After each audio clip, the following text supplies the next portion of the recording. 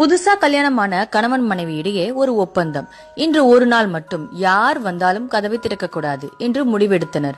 அன்றே கணவனுடைய அப்பா அம்மா வந்தனர். இருவரும் அவர்கள் வருவதை ஜன்னல் வழியாகவே பார்த்துவிட்டனர்.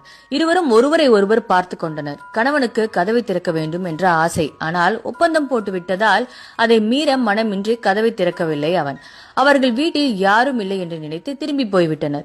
கொஞ்ச நேரம் கழித்து மனைவியின் அம்மா அப்பா வந்தனர். கதவை தட்டினார்கள். இருவரும் ஒருவரை ஒருவர் பார்த்து கொண்டனர். ஆனால் மனைவிக்கு கண்கள் கண்ணீரால் குளமானது. என்னால் கதவை திறக்காமல் இருக்க முடியாது என்று சொல்லி கதவை திறந்தாள். ஆனால் கணவன் ஒன்றும் சொல்லவில்லை. வருஷங்கள் உருண்டோடின. 2 ஆண் குழந்தைகள் பிறந்தது. 3வதாக பெண் குழந்தை பிறந்தது.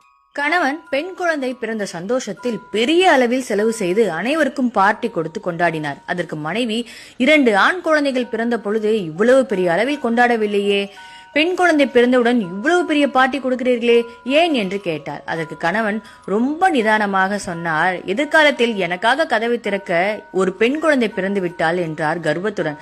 பெண்களை பெற்ற அனைவருக்கும் சமர்ப்பணம்.